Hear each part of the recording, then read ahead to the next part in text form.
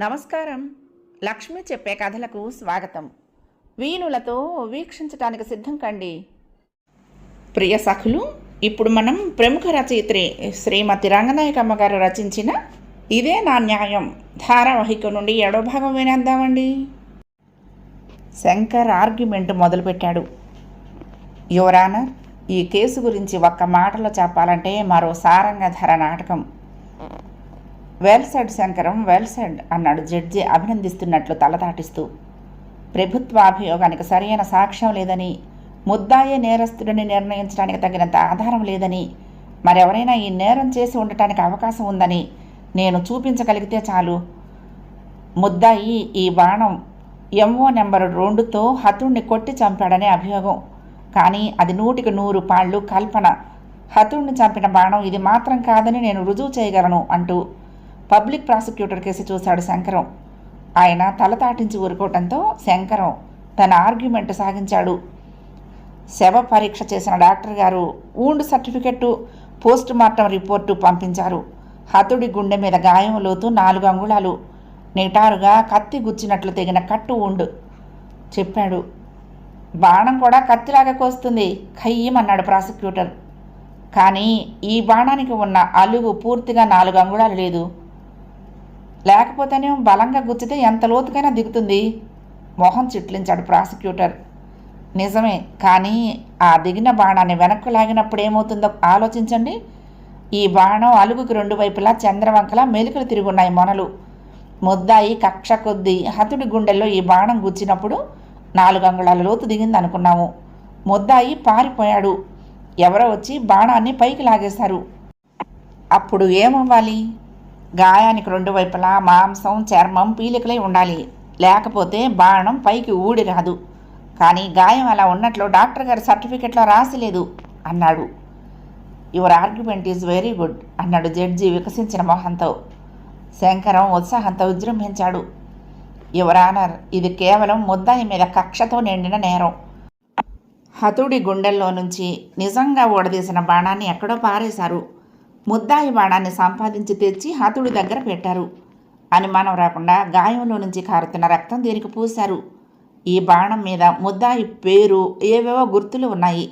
దాన్ని ఆధారం చేసుకుని పోలీసులు ముద్దాయిని అరెస్టు చేశారు. ముద్దాయే దోషి అనటానికి ఎలాంటి ఆధారమూ లేదు. సాక్ష్యంలో ఏమాత్రం అనుమానం వచ్చినా ఆ అనుమాన ప్రయోజనాన్ని ముద్దాయికే వినియోగించాలని శాస్త్ర నిబంధన. కోర్టు వారు ముద్దాయిని కరుణించగలరని నా విశ్వాసం అంటూ కొన్ని హైకోర్టు తీర్పులు కూడా వివరించి దట్స్ ఆల్ యువర్ ఆనర్ అంటూ ముగించాడు. ముద్దాయిని ఎంతమాత్రము కరుణించకూడదని వాదిస్తూ ప్రాసిక్యూటర్ చివరి వరకు ప్రయత్నించాడు. 4 రోజుల తర్వాత తీర్పు చెప్పారు.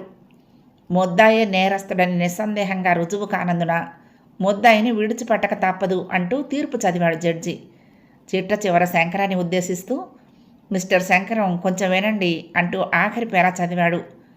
ఈ తీర్పు ముగించే ముందు నేను ఒక విధి నిర్వర్తించాలి. ఈ కేసులో ప్రత్యేక శ్రద్ధ వహించి ముద్దాయి తరపున వాదించి నిజానిజాలు చూపించి న్యాయసిద్ధికి పాటుపడిన యువకుడు శంకరానికి నేను కృతజ్ఞత చూపిస్తున్నాను. అతడి సహాయం లేకుంటే ఈ కేసులో నేను న్యాయం సాధించలేకపోయేవాణ్ణి. I once again thank the young friend mister Shankaram at the bar and wish his success always. Thanks your honour అంటూ సవినయంగా తలదించాడు శంకరం. కంగ్రాచులేషన్స్ మిస్టర్ శంకరం అంటూ చిరునవ్వుతో అభినందించాడు ప్రాసిక్యూటర్. శంకరం పొంగి పొరలుతున్న సంతోషంతో లాయర్లందరినీ తప్పించుకుంటూ గబగబా కోర్టు బయటకు వచ్చాడు. వరండాలో తాచాడుతున్న రాముడు అమాంతంగా వచ్చి శంకరం కాళ్ళ మీద పడిపోయాడు. సాష్టాంగపడి పాదాలు 2 కళ్ళకద్దుకుని లేచి మాట్లాడలేనంత కృతజ్ఞతతో దీనంగా చూస్తూ నుంచున్నాడు. శంకరం అతడి చేయి పట్టుకున్నాడు. లోకంలో ఉన్న అనాథలందరికీ తను అండగా నిలబడగలనన్న ధైర్యం కలిగింది. ఒక్కోసారి భరించలేనంత కష్టాలు, నిందలు వచ్చి పడతాయి. ధైర్యంగా నిలబడాలి మనం అన్నాడు రాముని ఓదారుస్తూ. దొరా, నన్ను రక్షించినావు, భగవంతుడు నువ్వు అన్నాడు రాముడు చెమర్చిన కళ్ళతో. మరేం పర్వాలేదు, ఇక నీకేం భయం లేదు, తిన్నగా మీ ఊరు వెళ్ళిపో అంటూ ధైర్యం చెప్పాడు. రాముడు కాసేపు ఊరుకుని, చేతిలో సిల్లిగవ లేదు ద్వారా ఎట్ట వెళ్ళమంటావు అన్నాడు అమాయకంగా. నిన్నెక్కడి నుంచి తీసుకొచ్చారో అక్కడ వదలటం పోలీసు వారి డ్యూటీ. కోర్టు ఆఫీసులో నీ దారి ఖర్చులకు డబ్బులు ఇస్తారు. వెళ్ళి జడ్జి గారి గుమస్తాను అడుగు. వెళ్లే ముందు నాకోసారి కనపడు. అంటూ రాముడికి వివరాలు చెప్పి పంపించి తన బార్ రూమ్లోకి వెళ్ళాడు.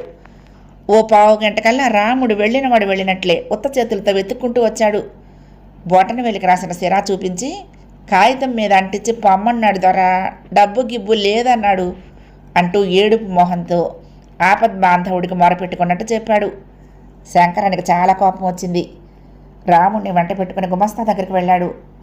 శంకరం మాట్లాడకముందే గుమస్తా శంకరాన్ని నిష్ఠూరంగా చూస్తూ, ఏమిటండి మీరు మరీను అడ్డమైన వాళ్ళకి ఇలా మప్పితే మేమెలా బతకాలండి అంటూ రొసరొసలాడాడు. ఇంతకీ మీరు అతనికి ఇవ్వాల్సిన డబ్బు ఇస్తారా లేదా చెప్పండి. వేలి ముద్ర పడేశాడుగా, ఎప్పుడో ఇచ్చేశాను పొమ్మనండి అన్నాడు గుమస్తా నిర్లక్ష్యంగా. మీరంతా ఆరితీరని వాళ్ళండి, జూనియర్లను మీరెక్కడ ఖాతరు చేస్తారులేండి అంటూ శంకరం బయటకు వచ్చాడు. జేబులో నుంచి 2 రూపాయలు తీసి రాముడికి ఇస్తూ, అలా కాస్త బయటకు వెళ్ళి కుడివైపున భోజనాల హోటల్ ఉంది, అన్నం తినరా, ఈ లోపల నేను ఈ పని చూస్తాను అంటూ గేటు దాటించి హోటల్కి దారి చూపించి వెనక్కి వచ్చాడు. బార్ రూమ్లో కూర్చుని జడ్జికి ఒక పిటిషన్ రాసి ఛాంబర్స్లకు పంపించాడు. అది చదివిన జడ్జి మహోగ్రుడై గుమస్తాని పిలిపించి చెడామడా తిట్టిపోశాడు. నీ ఉద్యోగం కాస్త పీకేస్తే ఎవరితో చెప్పుకుంటావయ్యా అన్నాడు. మహాగడ్డు ప్రశ్నే. గుమస్తా కిక్కురు మనలేదు. తిట్లన్నీ కమ్మగా తిన్నాడు. తన సీట్లోకి వెళ్ళగానే రాముడి దారి ఖర్చుల డబ్బు బంట్రోతుతో శంకరం దగ్గరికి పంపించేశాడు. రాముడు కడుపు నిండా తిని భారంగా నడుస్తూ వచ్చాడు. మొదటైతే పెట్టనండు ద్వారా కాసు చూపించిన కిమ్మన్లే తిన్నంతా పెట్టిండు అంటూ హోటల్లో అన్నం తిని వచ్చినందుకు ఘనకార్యం చేసినట్టు చెప్పాడు. శంకరం చిరునవ్వు నవ్వుతూ, పోనీలే అసలు పెట్టాడు, ఇదిగో నీ డబ్బు ఇచ్చేశారు తీసుకో, జాగ్రత్తగా వెళ్ళు, డబ్బు జాగ్రత్తగా చూసుకో అంటూ అప్పగింతలు చెప్పి ఎలా వెళ్లాలో నూరిపోసి గేటు వరకు స్వయంగా వెళ్ళి పంపించాడు. రాముడు కన్నీళ్లు చిప్పిల్లేంతగా మనసు వెళ్ళబెట్టుకుని కోటి దండాలు పెట్టి మరీ కదిలాడు. శంకరం భారంగా వెనక తిరిగాడు. సీనియర్ అభినందన పరంపరలో మునిగి తేలి రూముకొస్తూనే శ్యామలకు ఒక ఉత్తరం రాశాడు చేటభారతంలా. ఎప్పటికప్పుడు మనసంతా విప్పుకొని శ్యామలకు ఉత్తరాలు రాయటం కూడా తన కర్తవ్యాల్లో ఒకటి అన్నట్టుగా చేస్తాడు శంకరం. సీనియర్ ప్రత్యేక అభిమానంతో శంకరానికి సెషన్స్ కేసులు కూడా అప్పగించడం ప్రారంభించాడు. శంకరం విజయ చరిత్ర అంతా శ్యామలకు తెలుసు. అయినా ఎప్పటికప్పుడు మీ ఆదర్శ జీవితం ఎలా ఉంది అంటూ ఆప్యాయత హాస్య ధోరణి మేళవించి అడుగుతూ ఉంటుంది.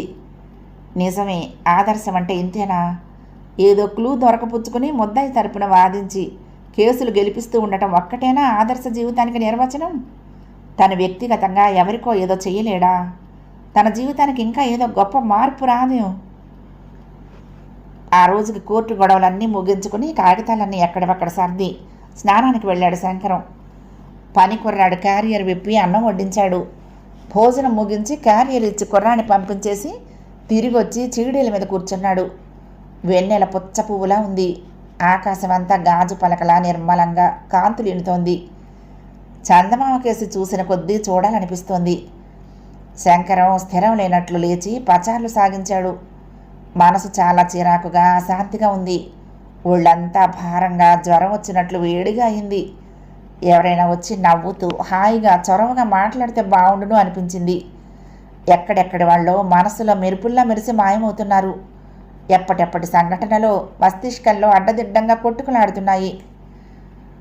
ఎప్పుడో చిన్నప్పుడు తిరుపతయ్య గొడ్ల చావిడికెదురుగా చింత చెట్టెక్కి ఆడుకునే రోజుల్లో ఎర్ర పరికిణి కట్టుకొని పరిగెత్తుకుంటూ వచ్చి చెట్టు కింద నిలబడి చింతకాయల కోసం చేతులు చాచే బంగారం కొట్టొచ్చినట్లు కనిపించింది కళ్ళల్లో. కాసేపటికి బంగారం స్మృతి దానంతట అదే మాయమై తర్వాత ఎప్పుడో తను కాలేజీలో చేరిన కొత్త రోజుల్లో వారాలు చేసుకునే రోజుల్లో అన్నం వడ్డిస్తూ మీది మీదికి వంగుతూ జడో పైట కొంగో మీద పడేస్తూ మొహంలోకి గుచ్చి గుచ్చి చూస్తూ అదోలా నవ్వే ఆవిడ గుర్తొచ్చింది. పేరేమిటో జ్ఞాపకం రాలేదు. తెల్ల చీరలు కట్టుకుని తట్టడి పువ్వులు పెట్టుకుని తమలపాకులు నములుతూ రోడ్ల మీద తారట్లాడే ఆడవాళ్లను ఏనాటి నుంచో చూస్తూనే ఉన్నాడు.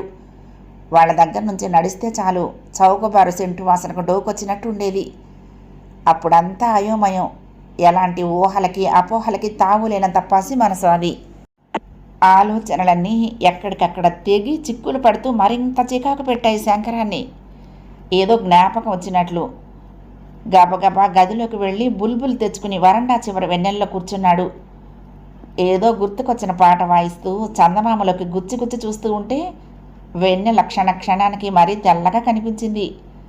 శంకరం అలవాటుగా పాట వెనక పాట వాయించుకుంటూ కూర్చున్నాడు. హఠాత్తుగా శంకరం దృష్టి గేటు వైపుకు మళ్ళింది. ఉలిక్కిపడి బుల్బుల్ ఆపు చేశాడు. ఎవరో అమ్మాయి గేటు పట్టుకుని నిలబడి ఉంది. తెల్లటి పైట చెంగు రెపరెప గాల్లోకి ఎగురుతూ ఉంది. కొంచెం సిగ్గుపడ్డాడు శంకరం.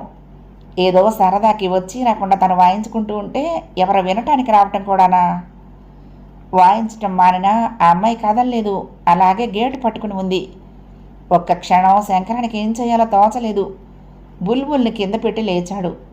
నెమ్మదిగా అడుగులో అడుగు వేసుకుంటూ వెళ్ళి గేటుకు కొంచెం దూరంగా నిలబడ్డాడు. ఎవరు కావాలండి అడిగాడు.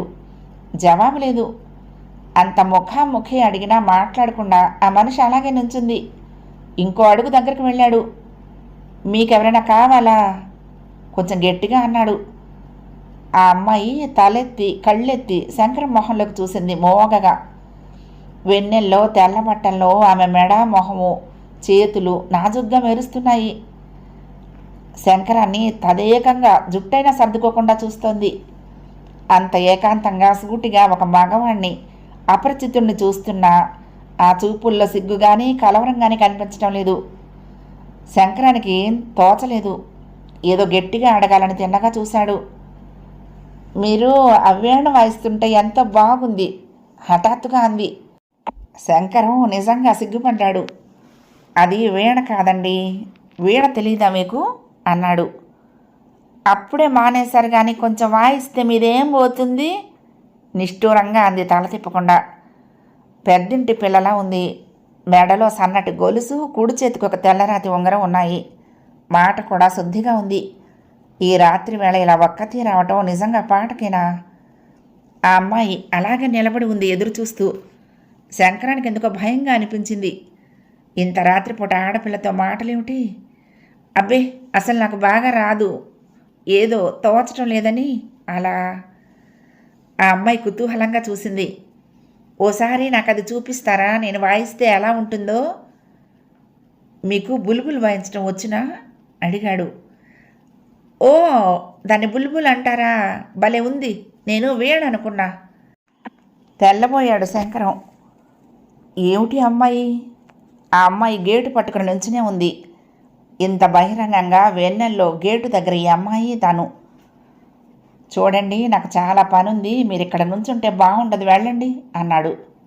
చీ, ఇంటి దగ్గర ఎవరున్నారు, చక్కగా నువ్వు వీణ వాయిస్తూ ఉంటే ఇక్కడే ఉంటా అదిరిపడ్డాడు శంకరం.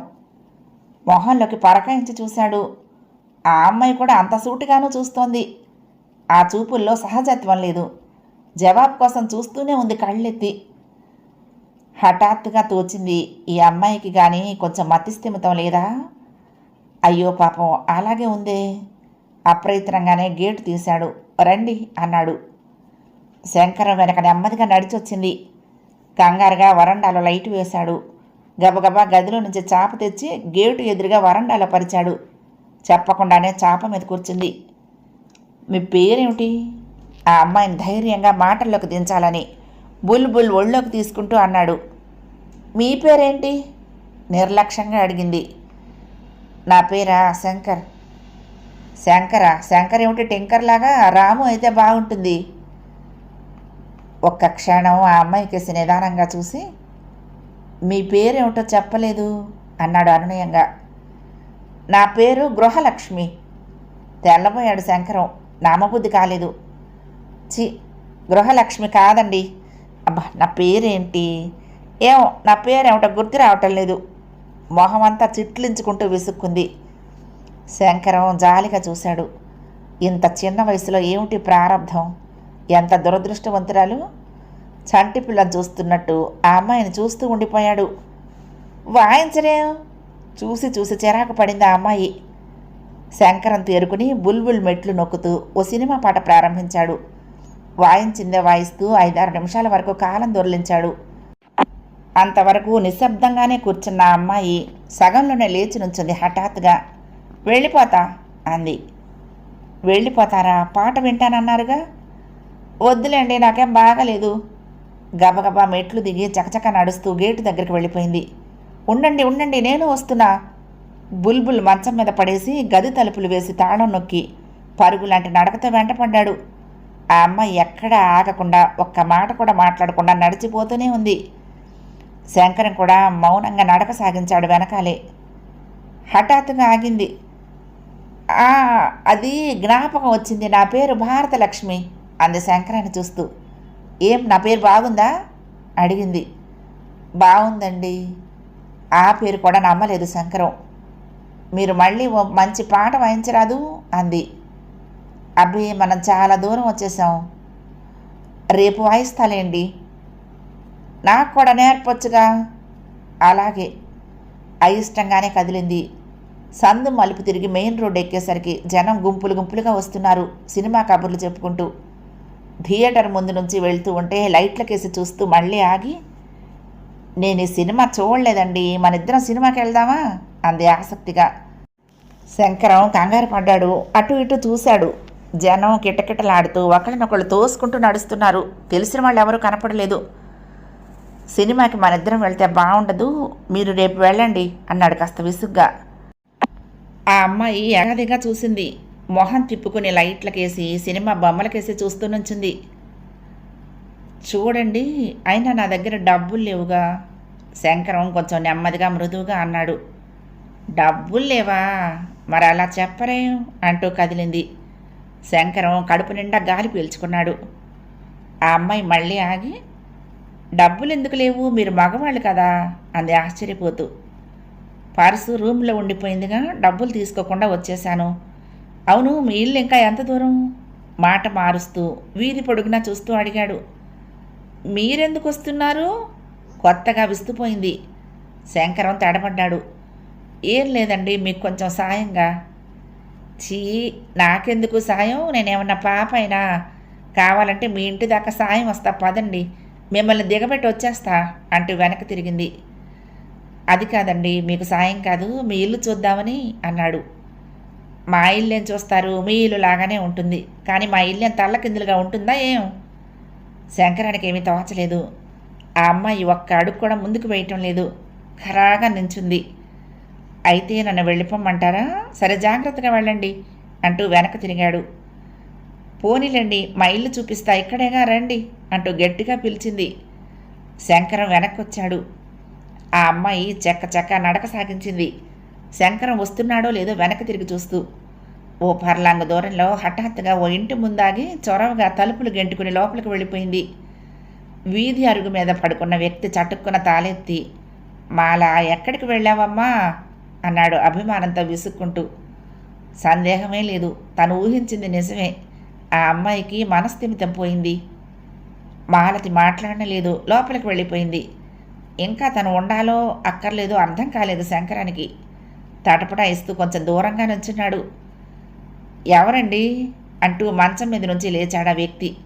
శంకరాన్ని ప్రశ్నించి అరుగు మీద లైట్ వేస్తూ. మీ అమ్మాయి మా ఇంటికేసి వస్తే దిగబట్టి వెళ్దామని అంటూ 2 అడుగులు ముందుకొచ్చాడు శంకరం.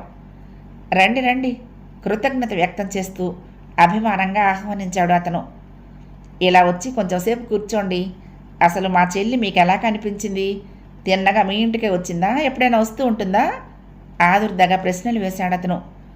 శంకరం బిడే పడుతూనే మంచం వారు కూర్చుని అంతా చెప్పాడు. తనేం చేస్తున్నాడో, ఎక్కడుంటున్నాడో కూడా వివరంగా తెలియపరిచాడు. అంతా చెప్పి, ఇదివరకెప్పుడు మా ఇంటికి రాలేదండి, పేరు అడిగినా సరిగ్గా చెప్పలేదు అన్నాడు. అంతా విని మాలతి అన్న కాసేపు మాట పలుకు లేకుండా కూర్చున్నాడు. మా మాలతికి అప్పుడప్పుడు కొంచెం మనసు బాగుండదండి, అంతే, మరేం లేదు.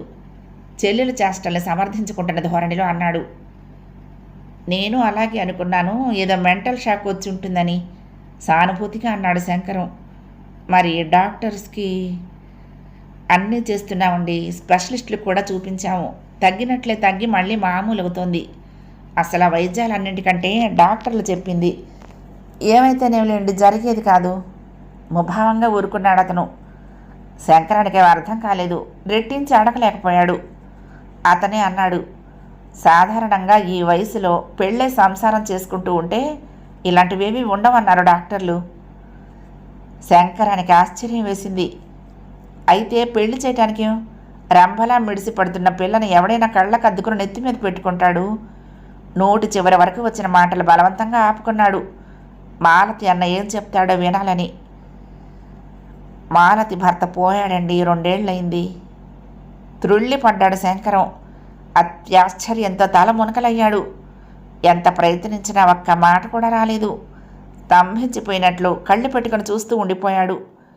పెళ్ళయ్యి 4 ఏళ్ళయిందండి. వాడు మా మేనత్త కొడుకే. ఓ కాని కట్నం ఇవ్వకపోయినా పిల్లను కావాలని మా అత్తతో దెబ్బలాడి మరీ పెళ్లి చేసుకున్నాడు. మా చెల్లెలికి కూడా వాడంటే ప్రాణం. వాడా మాత్రం తెగించినందుకు సంతోషించాము. కానీ కొడుకు చదువు పూర్తయితే కానీ కాపురం పెట్టడానికి ఒప్పుకోలేదు మా అత్త. సెలవులకి పండగలకి వస్తూ ఉండేవాడు. ఇద్దరూ సరదాగా సినిమాలని షికార్లని తిరుగుతూ ఉండేవారు. ఇక ఆఖరి సంవత్సరం పరీక్షలు రాయాలే కానీ ఎంఏ ఫస్ట్ క్లాస్లో పాస్ అవుతానని చెప్పాడు. రామన్ చాలా తెలివైన వాడండి. పరీక్షలు రాస్తాడు, ఉద్యోగం వస్తుంది, వాళ్ళ బతుకేదో వాళ్ళు బతుకుతారనుకున్నాము. హాస్టల్లో వాడు హాస్టల్లోనే ఏదో జ్వరం వచ్చి చచ్చిపోయాడు. రామం రేపో మాపో వస్తాడని ఎదురు చూస్తూ ఉంటే ఈ చావు కబురు అందింది మాకు. వినలేకపోయాడు శంకరం. ఒళ్ళంతా కంపించింది. ఎంత దారుణం! అసలు మాలతి ఆ మనోవ్యాధితోనే చచ్చిపోతుంది అనుకున్నాము. చచ్చిపోయినా బాగుండేది. వాణ్ణి మర్చిపోయినట్టే దీన్ని మర్చిపోయేవాళ్ళం. అతని కంఠం భారంగా ఆగిపోయింది. దాని కర్మ ఎలా ఉంటే ఇంకెలా అవుతుంది అన్నాడు విరక్తిగా. శంకరం ఏదో విచిత్రమైన గాథ వింటున్నట్టు వింటూ ఊరుకున్నాడు. రామం పోయాడన్న కబురు వింటే ఈ పిల్ల ఏడవనే లేదు, నమ్మలేనట్టు అయిపోయింది. ఆ షాక్కు అప్పటికి ఇప్పటికీ అలాగే ఉంది. వాడు గుర్తొస్తే చాలు ఎవరితోటి మాట్లాడకుండా వెళ్ళి ఓ మూల కూర్చుంటుంది. లేకపోతే మాటకి మాటకి పొంతన లేకుండా పిచ్చి పిచ్చిగా మాట్లాడుతుంది. ఒక్కోసారి ఇంట్లో నుంచి బయటకు వెళ్ళిపోయి ఎటు బుద్ధి పుడితే అటు తిరిగి ఏ అర్ధరాత్రికో ఇంటికి వస్తుంది. మొదట్లో చాలా గాబరా పడ్డాము. నయానా భయానా చెప్పాము, డాక్టర్లకు చూపించాము. ఏమీ లాభం కనపడలేదు. రోజులు ఇలాగే వెళ్ళిపోతున్నాయి. అతను ఆ చరిత్రనంతా చాలామందికి చెప్పే ఉంటాడు. కనీసం రోజుకు ఒకసారైనా నెమరు వేసుకుంటూ ఉండుంటాడు. చెరువిత చర్వణం అవుతున్నట్టు తన బాధనంతా లోపల అణుచుకుని అలవాటు పడిపోయిన వ్యక్తి మాట్లాడుతున్నట్టే మాట్లాడాడు. కానీ ఇలా తిరుగుతూ ఉంటే ఎప్పుడైనా ఎవరైనా సందేహం వచ్చింది శంకరానికి. అదేనండి మా భయం. ఓసారి ఎవడో చేయి పట్టుకుంటే రక్తాలు కారేలా కురికేసింది. వాడి అరుపులకి అందరూ చేరి ఇద్దరిని విడిపించి తెలిసిన వాళ్ళెవరో మాలతిని ఇంటికి తీసుకొచ్చి అప్పచెప్పారు. ఒక్కత్తి అలా మనసు కుదురులేక తిరిగి తిరిగి ఇంటికి వచ్చేస్తూ ఉంటుంది. వింటూ ఉంటే ఆశ్చర్యమైంది శంకరానికి. ఏమో అన్ని రోజులు మనవి కావు, ఏ రోజు ఎలా ఉంటుందో. ఇంట్లో 24 గంటలు కాపలా కాయలేం కదా. ఎప్పుడేం జరిగినా దాని జీవితం ధ్వంసమైపోతుంది. నలుగురి మధ్య తలెత్తుకు తిరగలేము. పోనీ 2వ పెళ్లి చేద్దామా అనుకున్నా కూడా. అవునండి, నేను అదే అందాం అనుకున్నాను అన్నాడు శంకరం తేలిగ్గా. 2వ పెళ్ళంటే మొదట్లో నిజంగా మాకిష్టం లేదు. కానీ రాను రాను ఈ వ్యవహారం అంతా చూస్తుంటే నేనే బాగా ఆలోచించుకుని మా అమ్మను కూడా ఒప్పించాను. మా అత్త మాత్రం ససేమిరా వల్ల కాదంటోంది. అసలు కొడుకు పోయిన దగ్గర నుంచి కోడల్ని సూటీ పోటీ మాటలతో కొంత మతి చెడగొట్టింది. ఇప్పుడు ఇక 2వ పెళ్ళి మాట ఎత్తితే ఈ పెళ్ళేదో అప్పుడే చేయలేకపోయారా, నా కొడుకు నాకు దక్కేవాడు, మీ ముచ్చట మీకు తీరేది అని అందరినీ దెప్పి పొడుస్తుంది. ఆవిడ సాధింపుని నేను ఎప్పుడూ లక్ష్య పెట్టలేదు. కానీ మాలతి కూడా పెళ్ళికి ఒప్పుకోవటం లేదు. ఛీ, నాకేం పెళ్ళి, నేనంత చెడ్డదాన్నా? భావన ఎలా మర్చిపోతాను? 10 మంది నన్ను చూసి నవ్వటానికి కానీ ఏడుస్తూ కూర్చుంటుంది. ఎంత నచ్చ చెప్పినా వినదు. సరే, భగవంతుడే ఉన్నాడు, ఎలా జరుగుతుందో జరగని, మన చేతుల్లో ఏదీ లేదు. లేకపోతే మాణిక్యం లాంటి వాడు ఎందుకు మట్టిలో కలిసిపోతాడు అని నేను నిరాశ చేసుకున్నానండి. విసుగొచ్చినట్టు ఆగాడు మాలతి అన్న. అంతా వింటే శంకరానికి ఊపిరి సలపలేదు. ఇంకాసేపు ఆ పిచ్చి పిల్ల కబుర్లు వినాలనిపించింది. చెప్పాల్సిందంతా అయిపోయినట్లు మౌనంగా కూర్చున్నాడు అతను. తను ఎలాంటి వాడో ఏమిటో తెలియకపోయినా ఎంతో ఆప్తుడిగా ఎంచి కడుపులో బాధ అంతా చెప్పేశాడు. తనేం చెయ్యగలడు, ఎలా ఓదార్చగలడు? వెళ్తానండి, మీ పేరు? ఆగాడు శంకరం. అన్నట్టు మర్చిపోయాను, నా పేరు కృష్ణమూర్తి అండి, రైల్వేలో పనిచేస్తున్నాను అంటూ అతను లేచి శంకరంతో కొంచెం దూరం నడుస్తూ, మీ మేలు ఎప్పుడూ మర్చిపోలేం శంకరం గారు. మాలతి మళ్ళీ అటు ఎప్పుడైనా వస్తే కొంచెం మందలించండి అంటూ నిలబడ్డాడు. అలాగేనండి. శంకరం రూముకు వచ్చేశాడు. తలుపులు తీస్తే బుల్బుల్ కనిపించింది. అంతా కలలా అయింది.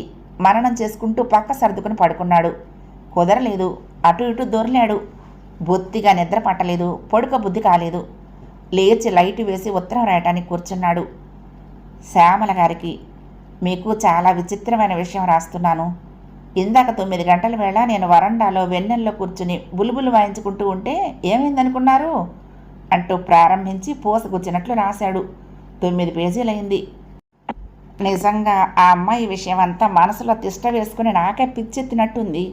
పాపం ఇంత చిన్న వయసు, ఏమైపోతుందో ఎలా గడుస్తుందో జీవితం. ఇదంతా మీకు రాయాలనిపించింది. రాస్తే కానీ నా భారం తీరలేదు. ఇప్పుడు కొంచెం తేలిగ్గా ఉంది.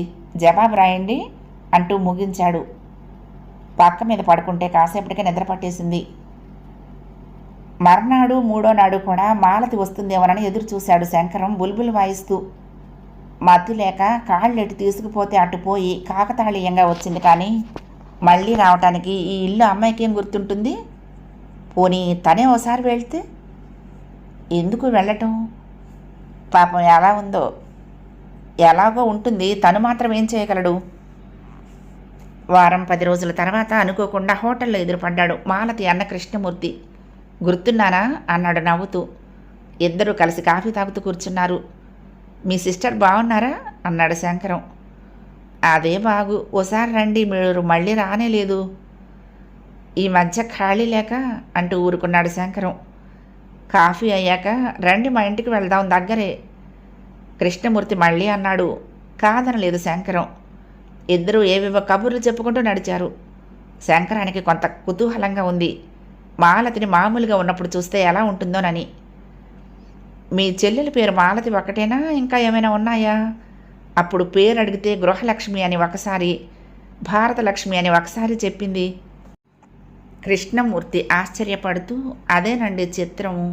ఉత్తప్పుడు మర్చిపోయిన విషయాలన్నీ మనస్థిమితం లేనప్పుడు పూసగుచ్చినట్లు గుర్తొస్తూ ఉంటాయి. మొగుండు గురించి అడగాలే కానీ పూసగుచ్చినట్టు చెప్పేస్తుంది.